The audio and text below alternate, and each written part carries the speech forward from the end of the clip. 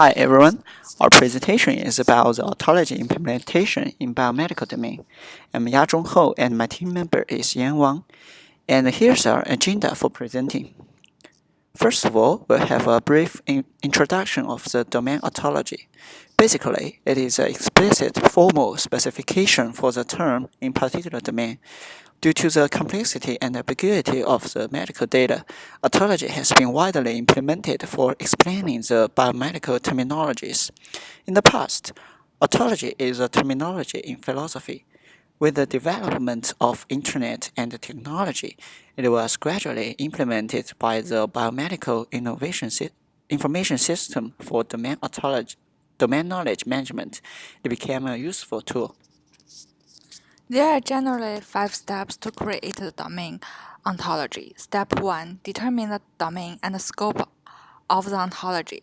Starting to develop the ontology is by determining its domain and the scope. To answer several basic questions. What is the domain that the ontology will cover? For what we are going to use the ontology, and who will use and maintain the ontology? Step 2. Consider reusing existing ontologies. Considering what someone else has done and check if we can refine and extend existing resources for the particular domain and task. Reusing existing ontologies may be a requirement if our system needs to interact with other applications that have already committed to particular ontology or control vocabularies. Many ontologies are already available in electronic forms and can be imported into an ontology development environment that we are using. And there are libraries of reusable ontologies on the web and in the library and in the literary and a number of public available commercial ontologies. Step 3. Enumerate important terms in the ontology. Write down a list of all terms is either to make statements about or to explain to a user. To explain what are the terms to talk about, what properties do those terms have. In this step, it's important to get a comprehensive list of terms without worrying about overlap between concepts they present, relation among the terms, or any properties that the concepts may have. Those things will be finished in Step 4 and Step 5. Step 4. Define the classes and classes hierarchy. There are several possible approaches in developing classes hierarchy. There are top-down approaches. Start with the definition of the most general concepts in the domain and the sequence specialization of the concepts. Bottom-up approach. Start with the definition of the most specific classes, the leaves of the hierarchy with sequence growing of those classes into more general concepts, and a combination approach, combination of the bottom-up and the top-down approach. This combination approach is often the easiest one. Step 5. Define and set the property of the class. This step aims to define the semantic relationship between the concepts represented above and the domain ontology. Typically, we create a few definitions of the concepts in the hierarchy and then continue to describe properties of those concepts, and so on. There are 2 kinds of properties will be defined, objective properties and data type properties. The objective properties is like instance. Step 4 and Step 5 are the most important steps in the ontology design process, and they are closely intertwined. It's hard to do one of them first and then do the other. Since ontology is open sourced and we've just seen the complexity of ontology, the evaluation of ontology became important. We implemented OBO Foundry to evaluate the ready built ontologies. It is a suite for reference ontologies in the biomedical domain, satisfying certain basic criteria and subject to an ongoing process of peer review. It provides guidelines or traffic laws to new groups of ontology developers in ways which can help to ensure interoperability through prospective synchronization, counteract dispersion of efforts, and prevent some common types of nonsense. And here is an example of biomedical investment ontology provided by OBO in text format. We can see that for each term or sub-ontology, there is a clear definition of the name, explanation, and hierarchy.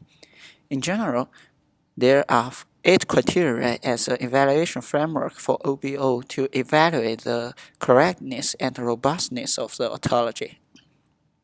The first is update. The developers of each ontology commit to its maintenance in light of scientific advance and to soliciting community feedback for its improvement. And the second is orthogonality.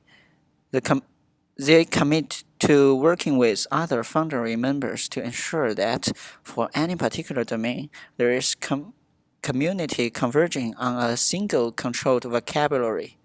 And the third criteria is identifiers. The ontology poses a unique identifier space within OBO. And the fourth is versioning. The ontology providers has procedures for identifying distinct successive versions. And the fifth is clearly bounded. The ontology needs to have a clearly defined content. And the sixth criterion is documentation. The ontology needs to be well documented. And the seventh is users. The ontology has a plurality of independent users. And the last criterion is common architecture. The ontology uses relations which are unambiguously defined following the pattern of definition laid down in the OBO relation ontology. Here is biological ontology example we download online. It's about the behavior in biological process. It includes in total 43,390 classes about biological behavior. We will have a brief evaluation for one sub-ontology called behavioral defense response to insect. We can see that it has a unique OBO name specific called biological process, which is the clearly identifier of this ontology. Within this sub-ontology, it defined a clearly object property and a data property. It also defined the relation between other ontologies. We can see that this ontology is the sub-ontology of behavior defines response in insect and multiple organism behavior. The data property, object property, and class hierarchy ensure this ontology is clearly bounded. However, as we can see, this behavior defines response to insect ontology didn't offer any documented and annotations, so it didn't fit the criteria of well-documented documentation, which can be improved later. And here is the graphic represented of this behavior defense response to insect ontologies generated by Pottage 5.0, which developed by Stanford University. Those graphic, we can see a clearly representation of the ontology itself and the relationship between different ontologies. After the ontologies are evaluated and verified, we can also integrate them into the electronic health record system. Here is the example system architectures of the ontology widget. We can see it is basically a 3-layer client-server architecture. Ontologies are stored in the ontology database. When the end user want to retrieve the ontology and the related knowledges, they send the request to the web server, and the web server communicate with the ontology database through the XML language. At the web server, It transferred the ontologies from WOL format into text format and returned to the end users. And there are several benefits for implementing ontologies in the biomedical information system.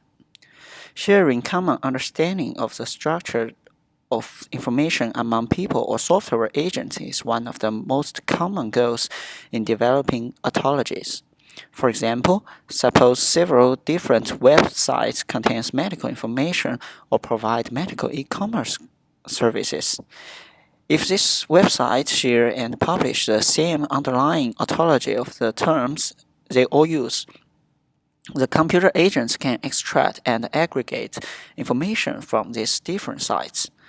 The agents can use this aggregated information to answer user queries or as input data to other applications.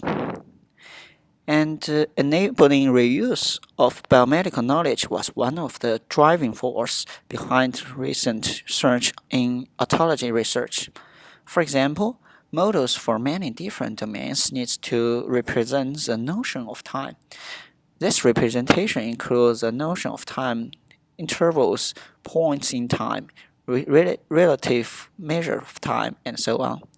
If one group of researchers develops such an ontology in detail, others can simply reuse it for their domains. Additionally, if we need to build a large ontology, we can integrate several existing ontologies describing portions of the large domain. We can also reuse a general ontology, such as a biomedical behavior ontology, and extended describe our domain of interest. And making explicit domain assumptions underlying an implementation make it possible to change these assumptions easily if our knowledge about the domain changes. Specialized terminologies, assumptions about the world in biomedical informatics makes these assumptions not only hard to find and understand, but also hard to change, in particular for someone without biomedical expertise.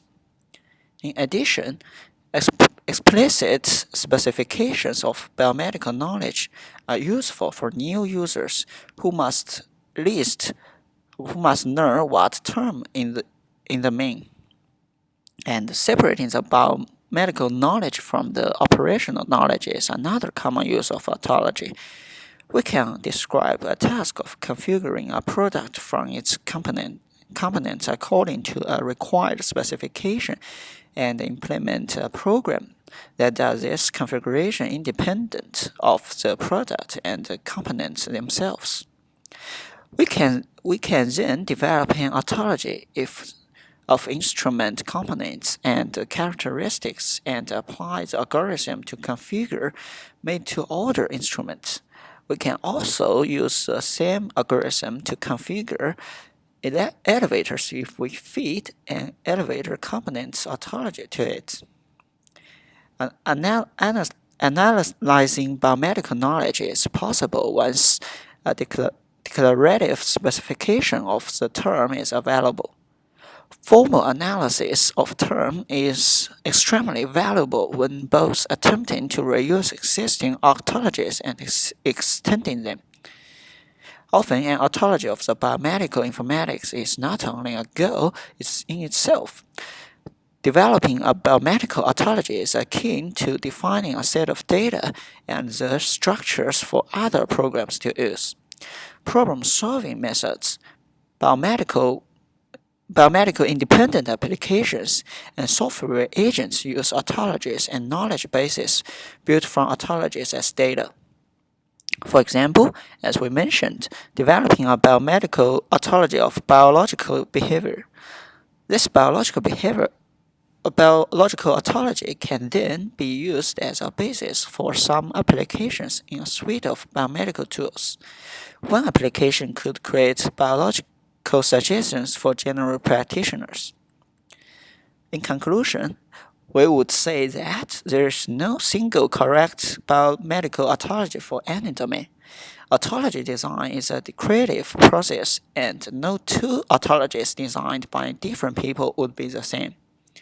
The potential application of the biomedical ontology and the designer's understanding and view of biomedical informatics will undoubtedly affect ontology design choices.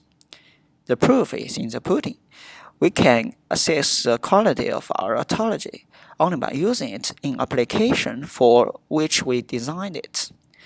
That's all about our presentation, and thanks for listening.